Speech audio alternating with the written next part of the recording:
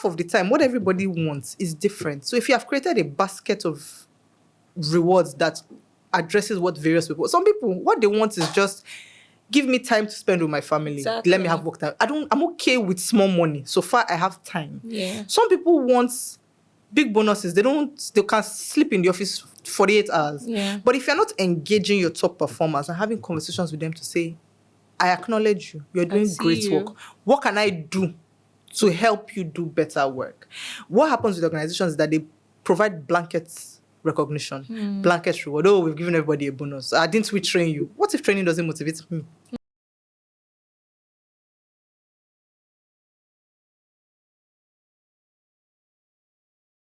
Hello, everyone. Welcome to another episode of White Collar Gist. Today, I have my big sister and my mentor, Kanyinsola Mba. She is the head of human capital at Oando, and she has had a huge influence in my career. When I was going to start shooting White Collar Gist, I had started to think about the people that I really thought were going to add value to the conversations. And I knew for sure that because of the impact she had while I worked with her, when she was my line manager, I knew that there was a lot of wisdom that would be beneficial to you viewers as well. So good morning and welcome to White Collar Gist. Hi, everyone. Good morning. Okay, so typically before we even start our conversations, I always like to have like a simple icebreaker question. And so my question for today is, you can answer this question without saying sleep. I've already warned you because I know you. So, this is stressful, but exactly. So it's a simple thing. What do you like to do on an off day? That is not sleep. Lie down and close my eyes. Oh my God. Okay, so because of my work and my personality, I'm a very outside person. So an off day is time for me to kind of recharge and just be by myself. So that can mean reading. I like to read. That can mean just watching very mindless TV. Okay. But it's just an opportunity for me to kind of switch off and recharge because 9 times out of 10 I'm out there. So since you didn't let me say sleep, sorry. We'll leave it at that. All right, perfect.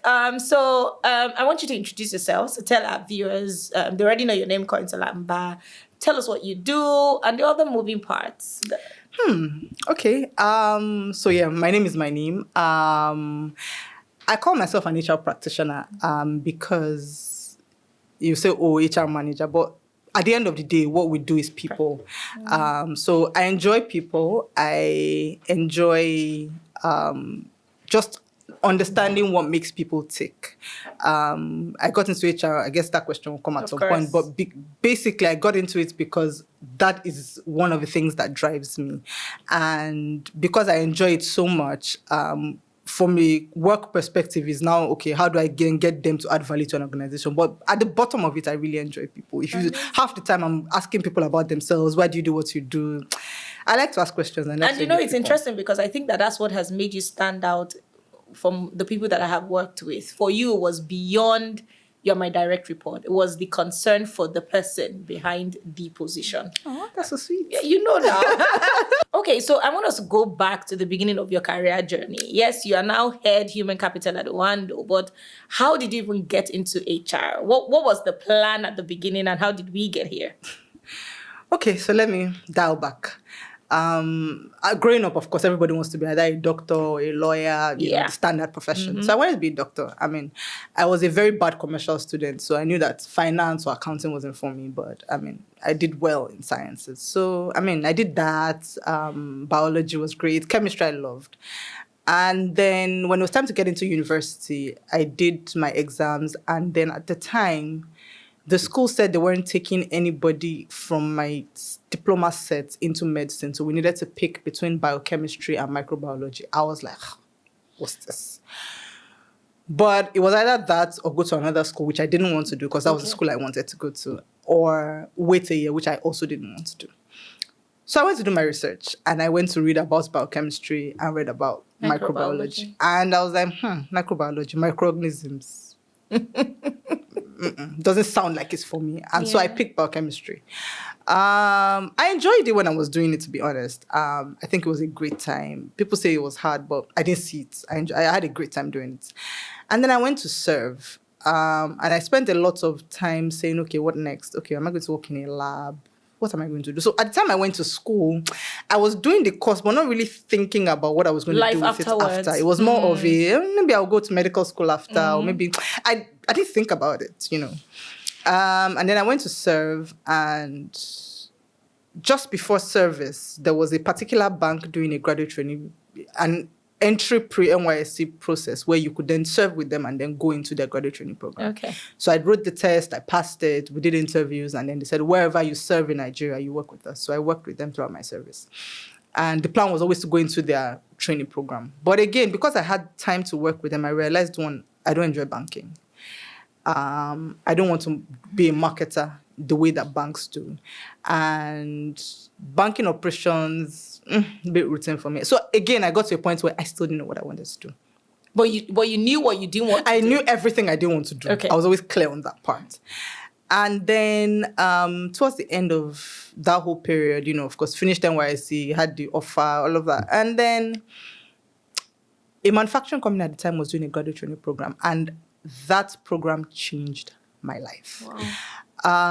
It was a graduate training program. They said, they were doing tests. I remember that it was even where I was serving that I did the test. It was an online test, and I just did the test, me and my friends. And then, of course, went through the whole recruitment process. After I got in, we found out that they had almost 18,000 applications, and they had only 55 of us.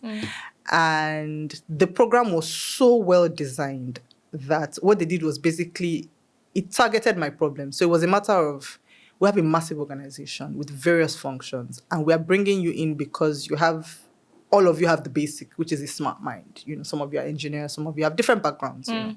But we're going to pass you through different functions across the business for a period of, it was a long program, 2 years. But during that 2 years, you would work with different functions. Okay. And that would help you to, one, understand business, how businesses work, two, understand the functions, and hopefully determine where your best fit is. So at the time, I was like, okay, it's manufacturing. I studied biochemistry. I'll work in a lab or do R&D or something, I still wasn't sure. And then I was doing all my various postings. I did some procurement. I did some, I think some logistics, did different things. And then I got into HR. And I realized, this is it. I enjoyed that posting so much that when I got posted to other functions, when I have free time, I'll go to HR. Oh, wow. And just try to, anything you're doing, there was a project going on, I'll say, just call me. I will come after work to work with you. And then I went on like, okay, what do people that do HR, what courses do they do? Yeah. CIP. Before they posted me, I registered. I started writing the exams from the first stage to the second stage. So I was so active in it that I remember that at the end of the program, there's an attachment to an executive, and they attached me to the CEO at the time, and he has a marketing background, which is why I think that if I didn't do HR, I would do marketing, but that's a side trip.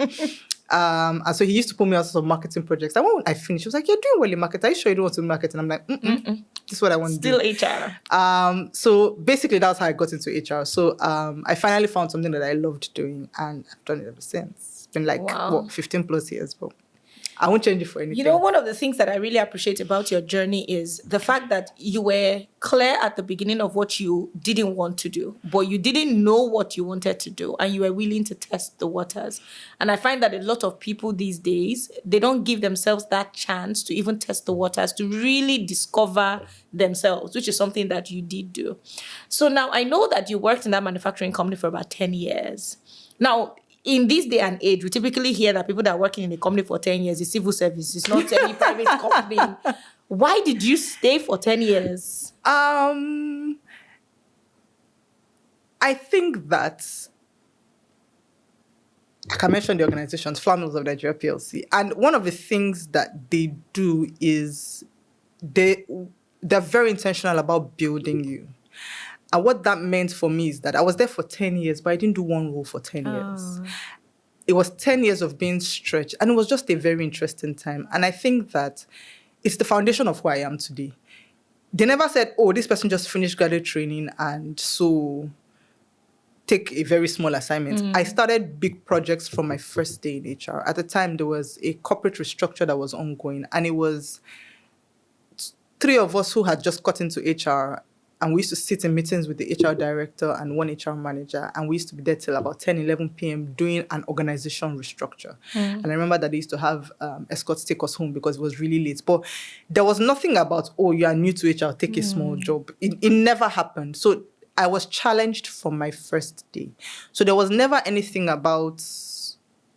There was no reason to be bored. There was no reason to not be engaged. We started the business partnering model, and they said, oh, you know what? We have only 2 people who can be business partners in a facility that had 2,000 plus employees. And they just said, okay, you 1,000 employees, you 1,000 employees, figure it out, and make it work. So I was challenged from the first day. And usually when you feel like, oh, you know what, you have surmounted this challenge and it's becoming easy peasy. Oh, you know what, you've never done comp and ben. Interesting. Go and do comp and ben. So there was always something more.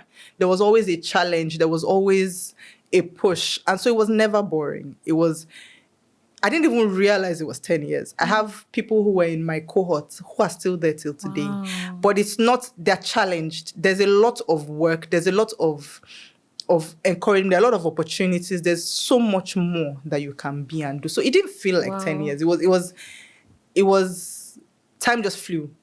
No, the interesting part is, I know that there are certain organizations that are as intentional as FMN with regards to this. Now, I want us to talk from the HR perspective now. We have organizations that continue to hire and hire, but there's no intentionality in terms of the careers of the people that work with them. And I want you to speak a bit about that. How corporate organizations can be a bit more intentional about ensuring that their people have meaningful work, are given challenging situations that will help them to thrive. So I think building talent is very important. I think that, I guess because of how fast-paced the world is right now, we're trying to just find whoever and get them to do the work. You find a lot of graduate training programs, they're doing 6 months, 3 months. It's too short.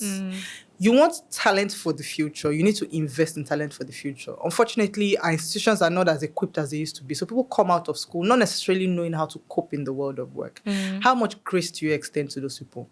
If I'm hiring somebody, I hire for what are your base values? What's the potential that you have? But we need to be ready to invest in those people. We need to be ready to say, okay, this is what it's going to take to get you to the quality that I want. What you even find with those people is that they want to stay with you because they understand and acknowledge that outside of, oh, you know what, I'm paying you big money. Exactly. I have actually invested in you. The knowledge I have put into you. My first 2 years, I had gone to South Africa for training twice on, org reward, restructure, stuff like that, because they looked and said, look, we need to do a lot of restructure projects down the line. We need to invest in people who will do it for us. I can pay consultants to do it, but you know what? I'm going to teach my people how to do this. And we ended up running those projects in subsidiaries that were acquired over the years.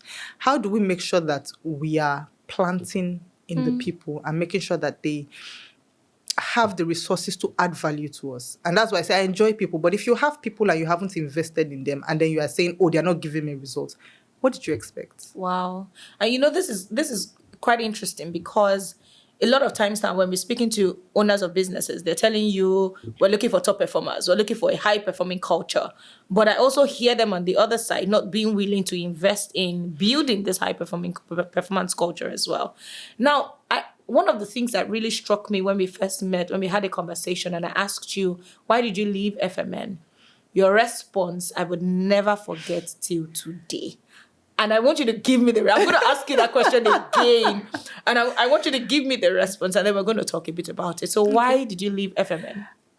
So I felt a bit like I don't know what to call it, being over. I can't remember what I told you, but I felt like everybody said, oh, you're great at what you do. And I was like, am I really?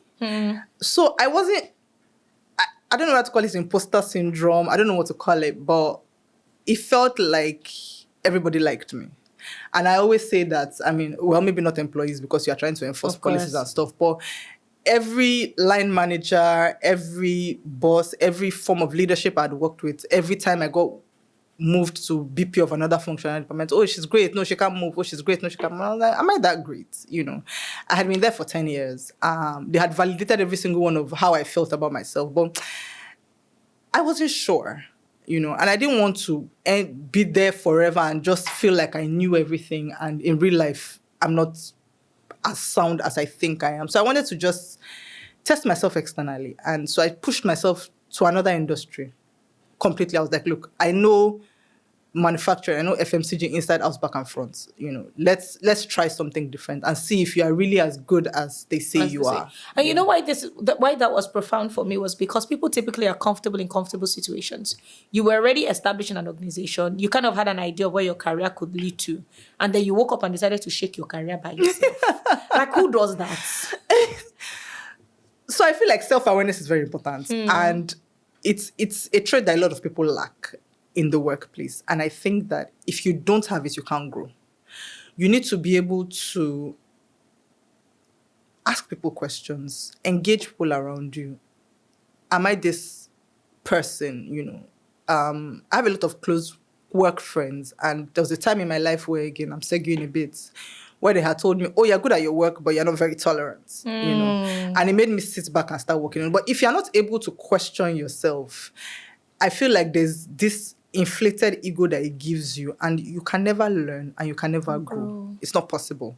So I tend to always question myself. Up till today, I'll sit and assess, evaluate. Okay, this thing that you have done, you've done it. You've gotten good feedback around it, but could you have done it better?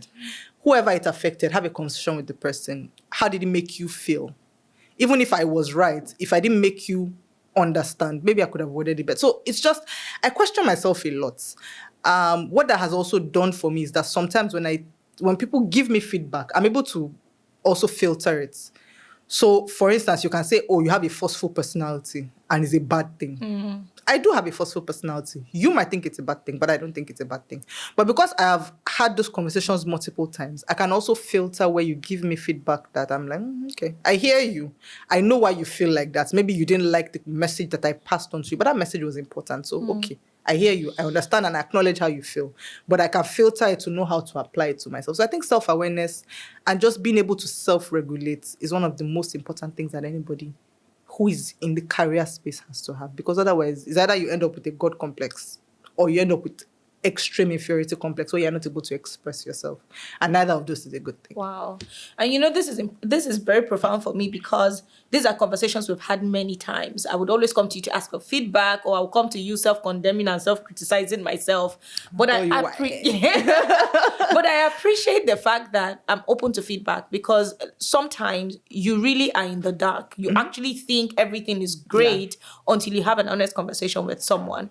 Now, I want us to talk a bit about career professionals and some of the expectations that they have. You've joined this organization. You are expecting the company to train you, to promote you, to give you merit increases, to give you bonuses, and all of that. Meanwhile, on the side of the organization also has the expectations. And you are a career professional and you are in HR. You work closely with management. And I want us to kind of bridge the gap. How do you think career professionals ought to be thinking? What should be the posture and position of their hearts? And how should organizations also be thinking in terms of their people? Okay, so I'll start with the career professional. You need to remember that it is your career. It is not the organization's career. The organization is in business to make money. You are there to, yes, add value to the business, but also add value to yourself. It's your CV. It's not the organization's CV. Wow. So to start with, how do you develop yourself? So let's go back. I said I wanted to do HR. Why didn't I wait for them to post me to HR? Exactly. Why did I say, oh, okay, what are the certifications? Because I knew that my profile, nobody will post me to HR because I studied biochemistry. But I want it. So what do I do next? Till today, if I see a course or a program that I think I need, my first step is not my organization is going to send me. Exactly. My first step is, okay, how do I get myself to this program? If my organization sends me or pays for training or develops me, fantastic. Thank you. But it is my career first. And so I have to take ownership of it, whatever that ownership means. That's number one, right? Now, do you work and add value and have expectations? Absolutely, yes. Are those expectations wrong? Maybe not, right? But you need to, first of all, know that part of the responsibility lies with you. It takes off that entitlement mindset. And so you are like, if you do it, great. If you don't do it, I'm still okay, right? That's on the one hand, the employee hand. On the organization hand, I always say that you can't get what you have not invested. There's no magic to it, right? If I have employees who are not engaged, it's a waste of my payroll. I've just wasted money. So you are there, you are doing the work. You are delivering the work at a meet expectations level. there's an extra value that an engaged employee adds. An engaged employee is someone who sees, I'm not just doing the work. I'm doing the work, but I can see a way to do it better. And I'm trying to plug all the various holes.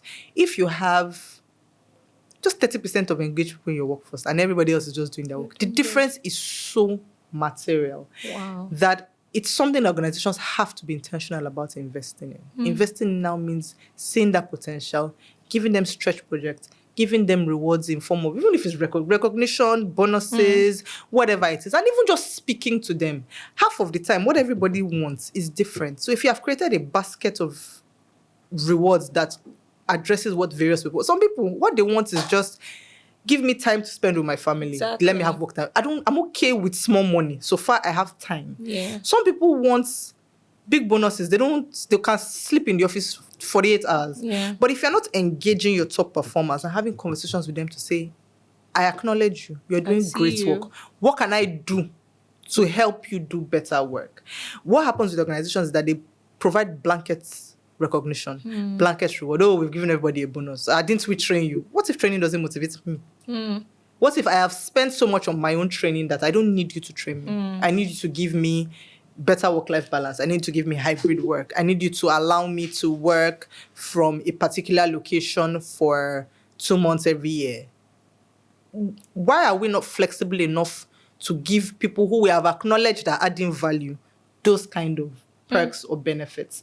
Because at the end of the day, I was talking to someone the other day and I said, look, it's easy to say, oh, this particular benefit is expensive. And for us as HR, that's our job to say this benefit might be expensive, but this is how much this person is saving you. Or this is how much more value this person is bringing to you. If I had to hire a consultant or an external resource to do certain work and I'm giving the external resource for that particular project $1 million, for example, and I have a resource that I'm paying ₦1 million that is giving me, even if it's half of that $1 million value, that money I'm saving, what can I use it to do such that these people feel like I value you? So it's a lot of balancing out. Not everything is naira and kobo or dollars and cents. Some things are just, when I have this person here and I'm paying this person their regular salary, this is the value that this person is bringing to my business. How do I make sure that that value is either A, sustained, or B, increased? Wow. And I think that these conversations are important because a lot of people like to build their careers based on vibes. And a lot of organizations also are doing the same thing, managing their talents based on vibes. Now, I want to talk a bit about career principles. Now, one of the things I've learned on my journey is you cannot follow step 1, step 2, step 3, step 4, step 5. But there are certain things that you believe if someone should imbibe would actually lead them to career success. And I want you to talk a bit about those things from your personal experience. I've talked a bit about those things here today. I think one is, in no particular order, by the way, one is emotional intelligence. I think that there are certain things that are basic to everybody. I mean, everybody goes to school, everybody has a degree, everybody first class, 2-1, whatever it is. But you find that when you get to the career point, there's always something that distinguishes people from other people. And those are the things, some people call them values, some people call them whatever it is, that make the difference by the time you get to a very competitive workplace where everybody is at the top of their game, you know. And the thing about emotional intelligence is it involves a lot of things, understanding people and how they work, especially at managerial level where you have to manage people and get results out of them. But even where I talked about self-regulation, understanding yourself and what makes you tick, understanding how you add value, what the best way you work is, you know, and just connecting it to how you work. That's one. The other thing I think is just ownership. For me, I think that's even the biggest thing. I think that when you walk into a space, wherever I work, no matter the job I do, any organization I've worked, that place, I treat it as if it is my company. I treat it as if I am the owner of this business. This business cannot fail. I am so passionate about that business because at this point, this is where I'm adding value. This business cannot fail because I'm here. It's a stain on me that I will be here and things will be messed up. Why do we not have that mentality? I think that that's one of the things that has become very lacking in the workplace. People just come in, and I mean, to be fair, an employee will say, look, they don't make it worth my while, you know. But again, that's why I say it's your career. For me, it's a thing of my reputation, my pride. if I'm working in this space, there are certain things that shouldn't be heard about this space. If I'm in this place doing this kind of work, there are certain balls that should not be dropped, because how can this ball be dropped and I am here? I want people who mentor me to be able to say, she's there now. There shouldn't be any issue. And for me, it's a sense of pride. It's a sense of that my organization is doing well. It means that I am doing well. It means that I am adding value. So that sense of ownership, of making it, this is my work. And so I have to produce excellent work. That's the third thing. Because it is my work. What is the pride I have in my work? If I'm delivering something, or I'm submitting something for approval, I'm presenting an idea, it has to be excellent. You know, if we're going a bit scriptural now, there's something about where Daniel, where they said he had a spirit of excellence. You can't just do work and let it be anyhow work. It's shoddy work. For you, if you are proud of yourself and proud of the work that you do and proud of what you bring to the table, there's certain things that shouldn't be found with you. And that culture of just anyhowness, of the bare minimum, is what organizations are running away from. That's the truth. And so, I mean, it's easy to just say, look, I have to live my life for me. You know, that's what you hear a lot of nowadays. And that's fine and that's fair and that's a choice, right? But you have to also own that choice and understand that that choice comes with consequences. And that might mean in some cases that people just look at you and say, I can't work with this person. But again, that's fine. So you can't decide that I've made my choice to live my best life, but you are angry that somebody else is not accepting it. That life doesn't work like that. If you make your choice, whatever the outcomes of that choice, you need to live with it. So if you choose to do good work, do it properly. Do excellent work. Don't, if I've committed to you and say, okay, contractually I'm supposed to deliver ABC and I'm using half the time to do my own side thing, it's a lack of integrity. It's a lack of ownership. It's poor all around. So for me, I think the biggest thing, like I said, is ownership, it's excellent work, and it's just being able to self-regulate, because you can do great work and just be a terrible person to work with. And if you're a terrible person to work with, again, by the time you start getting to senior levels, it's not so much about of your competence and your competence, because you have a competent team around you. But how do you manage that team? How do you get value out of people? How do you get everybody to work together towards a goal? So if you're not able to self-regulate, to understand your team and how to get value out of them, then there's no point to it. So I remember reading a conversation recently on Twitter. A gentleman was saying that one of the reasons why it's not advisable for you to work for many years in a company is because when you move around a lot, your compensation tends to grow faster than when you remain internally. And I had two different schools of thought in regards to that. Now, I wanted you to speak on that because you stayed somewhere for 10 years. And you're also someone who I know understands the entire compensation space and the likes. So would you really say that if people want to grow their income, they need to be moving around a lot? To be honest, it's not wrong. However, having said that, I think that moving around a lot has its own consequences. Of course. I think that you don't get depth when you move around a lot. And the problem is that by the time that depth is required, you have lost out. Exactly. So let's say I change jobs every 2 years, for example, and I've changed jobs every 2 years for the past, let's say 10 years, right? So I have a 20-year career, but it's spots all over the place. You will get to a point in your career where that gap will be noticed and it will become a problem to even just stabilize. There are certain things that you would have missed out on. Yeah. So I think that in building your career, the biggest mistake to make is to think it's about money. Again, you can't choose to make it about money. It's not a bad thing. But whatever the consequences are of that, you are going to have to live with it. Of course. Right? I think that there's a balance to be found. Right? Changing jobs every 20 or 30 years again is a bit weird. Okay, maybe not. Most careers are not that long. But there's a bit of balance to be found. And I think that if your priorities are clear, it's easier to figure out. If your priority is money, then maybe changing jobs every 2 years is for you. But that would mean that you don't intend to have... Because you will get to a point where you need to settle. And there's some missing depth that you might struggle with. I say might because people's journeys are different. People's lives are different. And some people might be jumping around and at the same time developing themselves so they get that depth. But even from an HR point of view, there's a lack of trust. Exactly. In you when you keep jumping from one job to the other. And so that's one way it will affect you, because even when they hire you, they'll look and say, anyways, it's only 2 years he has for us or she has for us. So great, no problem. We will take the 2 years out and I won't invest in major training for this person because it's 2 years they're going to give me. So even you don't know how many times you have shortchanged yourself because you have jumped from one job to the other every 2 years. Because some organizations have probably looked and said, look, I'm not sending this person abroad. They're going in 2 years based on their track record. And you don't even know. But you have left because they didn't train you. Do you understand? So I think that everything in life has to have balance, right? Money is great. But if you base your career moves only on money, the likelihood that you will fail is very high. Very high. And that's interesting because this is exactly where I wanted us to end the conversation today in terms of when people want to make career moves, what are the things they should really focus on? Now, I know that our career journeys are not necessarily straight line, and there will be seasons in your life where certain things will be important. There were seasons where money was important and I went for money. There are seasons where it's experience. There are seasons where it's stretch that you're looking for. But what are the generic things that a career professional should be thinking about when they're thinking of transitioning or moving jobs? Okay, so you've mentioned a lot of them. I think one of the first thing is values, right? You have your personal values. You have the things that are important to you as a person. Wherever you are going, as much as possible, if it is 3 or 4 of your values that are matched, then make sure that match exists.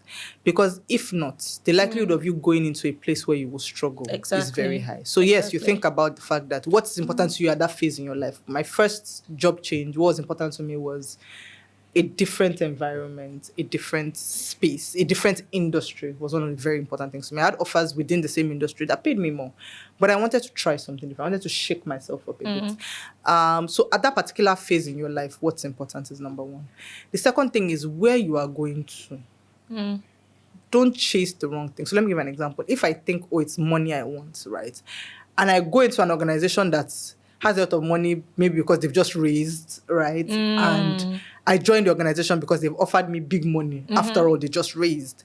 And of course, by the time that money runs out and maybe Series B does not work or whatever it is that the tech company calls it, they're not able to afford the lifestyle that they have promised me. Then we struggle. So even if money is important, I think that you should also just make sure that other things are checked because money is such a fragile concept. It comes and goes. Organizations that are high today go down tomorrow. There are organizations who, because of the way that 2022, 2023 went, reported a loss of epic proportions that you would not expect of those kind of organizations. If you are joining these organizations because of money, in tough times, some organizations would downsize, they would adjust, maybe the training budgets will not be as big because it's a tough time. Excuse me. Because it's a tough time, you have set yourself up because you have only picked one thing that works for you in that organization. The other thing I say is look at the job. Don't look at the job title. Don't look at the job titles. I can call a job anything. I can call you the president of HR and you will come and be filing for me. I think nomenclature is it's a huge distraction. It's a massive distraction. It's a concept that I think has been fueled by all of this, new position on LinkedIn so that you can have that whole new position post. It's what is the work that you are going to do? Is that work going to fulfill you? Whatever it's called, doesn't matter. It doesn't matter at all. If you are validated by job titles as opposed to meaningful work, if you are trying to build a career, because there's one thing to be looking for a job. I always ask people, are you looking for a job or you want to build a career? If you're just looking for a job, do whatever. But if you want to build a career, is the work that you are doing going to fulfill you? Is the work that you are doing necessary for the next stage of your life, whatever that next stage is? So have you sat down to think about yourself as a person? This is what I'm doing. In the next 5 years, I know what my last job is going to be. I'm clear on it. Where I'm going to retire.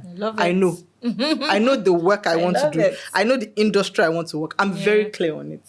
Can it change? I mean, because my life is in God's hands. But I know what I want to do. Every step I take is taking me to that point. And I'm very intentional in making sure that I get to that point. Every training I do, every development, every conversation I have with my line manager to say, how well am I doing, is taking me to that point. So if you're not clear, you will just be going from one job to the other and you will never find fulfillment. Wow. You spend 75% of your time at work. Wow. If it doesn't fulfill you, you have wasted that time. I totally agree. The other thing I do when I change jobs is I speak to whoever my line manager is going to be first. And that first conversation is usually, for this role, what does success look like to you? whoever is in charge, what does it mean for this role to be successful? They say, oh, they want this, they want that, they want this, they want that. Okay. Can I do it? Yes. And then I have check-ins regularly to say, this expectation that you give me on day -2 or -1 or minus whatever it is, am I on the path to fulfilling it? Every time I'm setting objectives towards that objective. Has anything changed since that time? Is the work I'm doing still taking us to that point, that vision that you had? If you're not able to have that conversation and then keep checking it regularly, you're going to have problems down the line. So that way, and it kind of helped me too. So I'm no longer seeking, oh, maybe I'm not good enough, find another job to make me good enough. That was then. But my current reality is, I know what the vision is. Do I connect with that vision? Yes. And then regularly just check. Wow. Are we getting there together? Is there something I'm not meeting in this expectation? Nowadays, my bosses are not HR people. And so 9 times out of 10, they don't know the how. Exactly. The how is my job. Yeah. But their vision is always, this is what I want to see. That's what I want to achieve. So my own job is to figure out, this is the how. And so my conversations with them are usually, are you beginning to see those things you want to see? I'm not saying it here too. I don't know why. So I then go check myself again. But if you're not able to have those honest conversations, it means you're just looking for a job. Wow. I mean, I'm not here to help people looking for I have jobs. thoroughly enjoyed this conversation, Mama K. Thank you again and again for coming on White Collar Gist.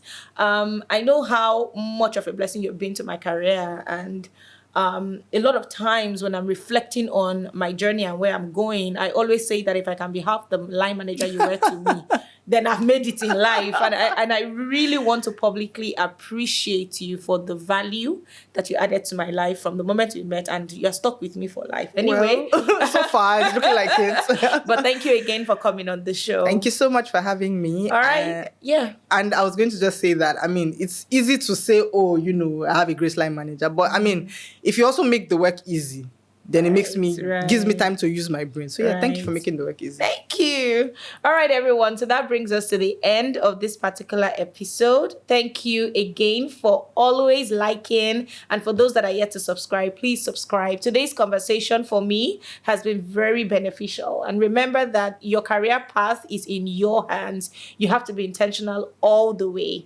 And this conversation about money, people really need to start thinking about their careers in terms of experience and value add, as opposed to just the money. One of the tips I always give is, in this day and age, a lot of people are doing side hustles. So you need to start looking for other ways to generate income, so that when you want to make strategic career decisions, it's not necessarily because of salary. I hope you've enjoyed this episode, but we'll see you next time. Take care. This is White Collar Gist, where we share inspiring stories and strategies for building the people side.